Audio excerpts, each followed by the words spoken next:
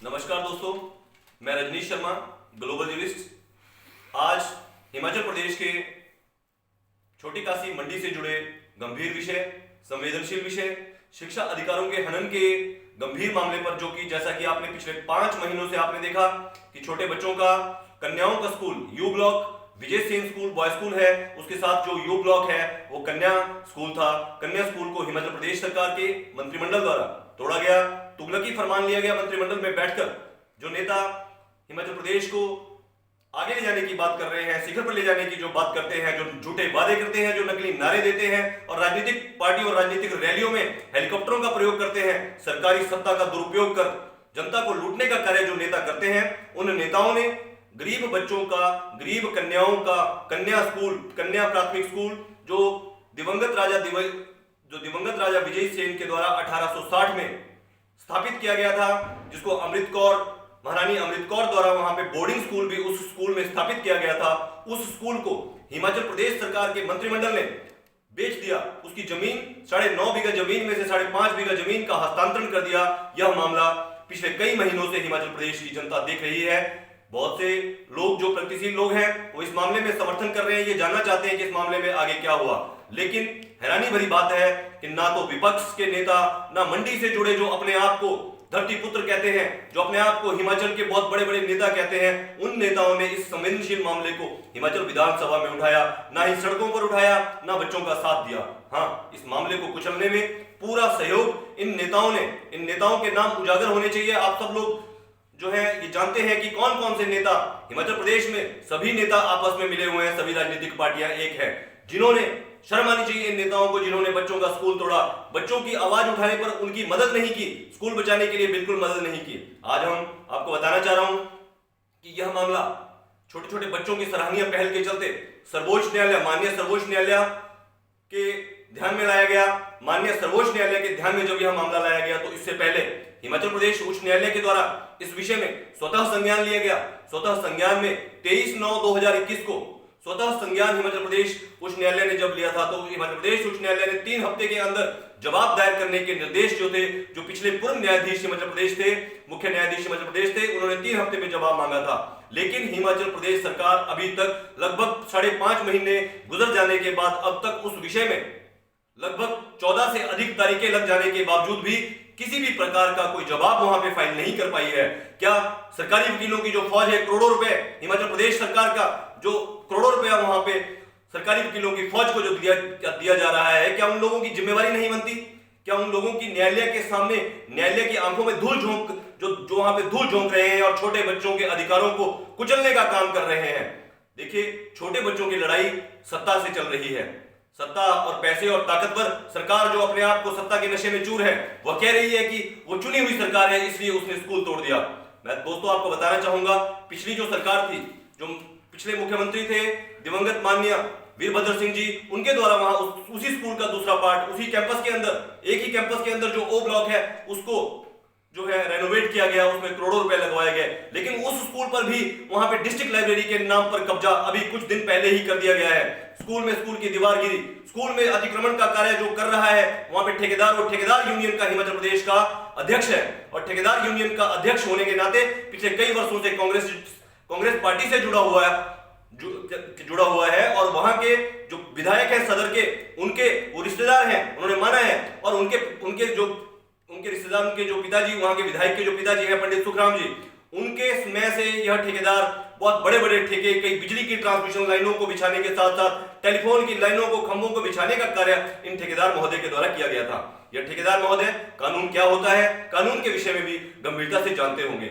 लेकिन हिमाचल प्रदेश उच्च न्यायालय द्वारा स्वतः संज्ञान लेने के बावजूद भी वहां पे कोई कार्य नहीं रोका गया। दिन रात उस कार्य को शुरू किया गया ताकि हिमाचल प्रदेश सरकार और कानून की आंखों में जो है वो धूल झोंकी जा सके। इसमें पूरा सहयोग हिमाचल प्रदेश सरकार ने किया।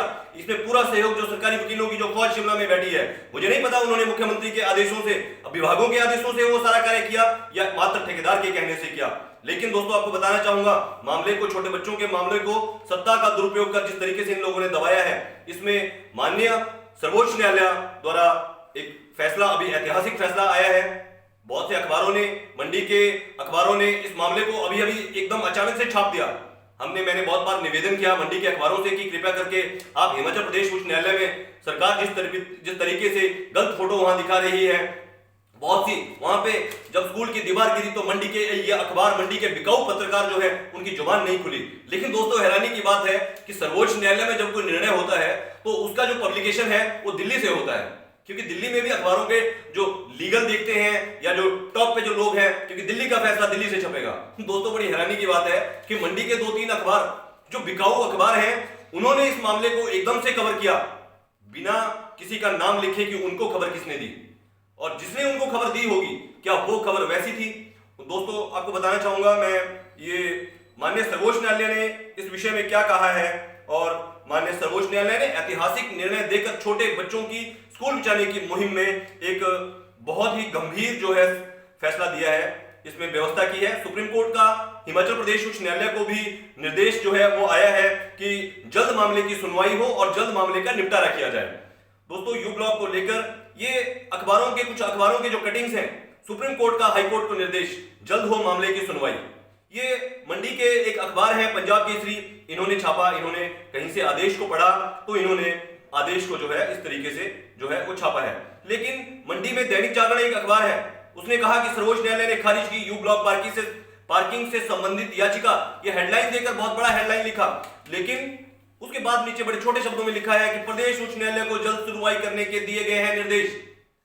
अगर इनके हेडिंग में इतने बड़े तरीके से जो ये बताना चाह रहे हैं और पूरी खबर में इन्होंने जिस तरीके से इसके साथ ही एक अमर उजाला अखबार, मंडी का जो अमर उजाला अखबार है, उसने एक खबर छापी, उच्चतम न्यायालय ने यू ब्लॉक पार्किंग से जुड़ी याचिका जो है वो रद्द की। लेकिन इस अखबार ने यह नहीं बताया कि इस अखबार को यह खबर किसने दी, इस अखबार के पत्रकार को, मंडी में जो पत्रकार बैठा है उसको अथॉरिटी किसने दी कि वो सर्वोच्च न्यायालय की खबर को मंडी में छापेगा। शर्म आनी चाहिए कि इस प्रकार की खबर, अगर आप पूरी खबर पढ़ते हैं तो इस खबर के अंदर कहीं भी यह नहीं लिखा है, अमर उजाला ने भी, कि यह मामले में एचपी हाईकोर्ट को निर्देश दिए, कहीं भी छोटे बच्चियों को सराहनीय पहल को, गरीब लोगों का जिनका स्कूल तोड़ा गया है उनके बच्चों के द्वारा जो मामले में न्यायालय में मामला लड़ा गया, सर्वोच्च न्यायालय तक जो है पहुंचा गया, इस बात को इस अखबार ने कहीं एप्रिशिएट नहीं किया है।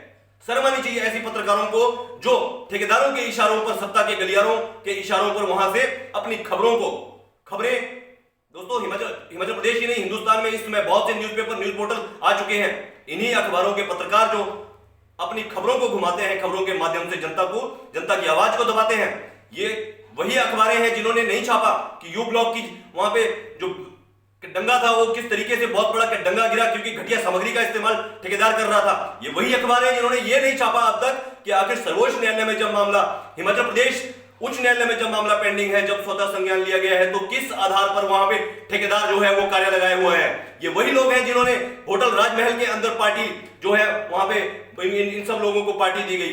दोस्तों छोटे छोटे बच्चों का जो गंभीर विषय है, उस गंभीर विषय में सारे जो मंडी के लोग हैं और सारे हिंदुस्तान इस विषय को देख रहा है। छोटे छोटे बच्चों की सराहनीय पहल है। हम हिमाचल प्रदेश उच्च न्यायालय का भी धन्यवाद करते हैं और हम उम्मीद करते हैं कि स्वतः संज्ञान जिस विषय में लिया गया था, जिस विषय में हिमाचल प्रदेश की जो सरकार है, हिमाचल प्रदेश के जो विभाग हैं जिन्होंने सरकारी जमीन का हस्तांतरण कर दिया, उन विभागों पर जल्द कार्रवाई हो ताकि भविष्य में कोई भी सरकारी विभागों की जमीन का इसी प्रकार से नेताओं के कहने पर हस्तांतरण ना कर दे, क्योंकि पिछले लगभग 17 सालों से लेटर पिटीशन के माध्यम से हिमाचल प्रदेश उच्च न्यायालय के ध्यान में यह मामला था। इस मामले में वहां के जो विधायक हैं, वहां के विधायक अनिल शर्मा जी ने यह माना है कि पार्किंग की इजाजत उन्होंने दी। उनको किसने कहा? अपने घर पर पार्किंग बनाने की इजाजत क्यों नहीं दे दी उन्होंने? क्यों राजा की तरह, जिस तरह राजा दानी थे, क्यों वो खुद भी दानी बन जाते? अपनी जमीन को करोड़ों के सौदे करते हैं और बेशकीमती जमीन को, सरकारी जमीन को अपने रिश्तेदार को, ठेकेदार को दिलाने के लिए एकदम से भाजपा को छोड़ देते हैं ताकि उनके ऊपर आरोप ना लगे।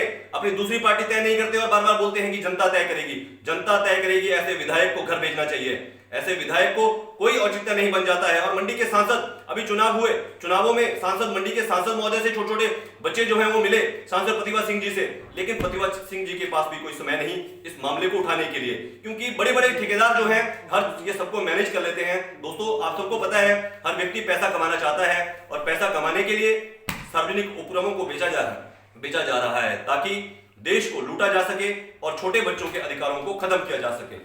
हम आप सबसे उम्मीद करते हैं कि इस मामले पर नजर बनाए रखें, क्योंकि ये मामले की जो सुनवाई है यह अगले कल सोमवार को हिमाचल प्रदेश उच्च न्यायालय में होनी निश्चित हुई है। और इसमें आगे क्या होगा, किस प्रकार से, अभी तक इसमें एमिकस क्यूरी अपॉइंट नहीं किया गया है, कोई जांच कमेटी नहीं बनाई गई है, स्कूल में घटिया सामग्री का निर्माण कार्य वहां चल रहा है, और बच्चों को फिलहाल गर्ल्स स्कूल की कन्याओं को बॉयज स्कूल में बिठाया गया है, क्या बॉयज स्कूल में कोएड के बीच में बिठाया गया है, और फिलहाल उसकी जो ऊपर वाली बिल्डिंग, जो ओ ब्लॉक की भी ऊपर वाली बिल्डिंग है, उस पर डिस्ट्रिक्ट लाइब्रेरी ने वहां पे कब्जा कर लिया है। मामले में बहुत से पक्ष हैं, लेकिन मंडी के अखबारों को वहां नहीं दिख रहे हैं। सिर्फ मंडी के जो पत्रकार हैं इस मामले को लगातार दबा रहे हैं। किसी पत्रकार ने इस सवाल को किसी भी नेता से नहीं किया। विधानसभा चल रही है, किसी भी नेता ने विधानसभा के अंदर, चाहे वो कांग्रेस हो, चाहे वो भाजपा हो, चाहे वो दूसरी अन्य पार्टियां जो हिमाचल प्रदेश के अंदर हैं, उन सभी नेताओं ने इस विषय में कोई गंभीरता नहीं दिखाई है। क्या अंदर खाते सभी इस षड्यंत्र में शामिल है? यह कहीं ना कहीं बहुत बड़ा गंभीर प्रश्न है। आप सभी लोग इस विषय पर अपनी नजरें बनाए रखें। मैं रजनीश शर्मा, ग्लोबल ज्यूरिस्ट, बिलासपुर सटाला के लिए।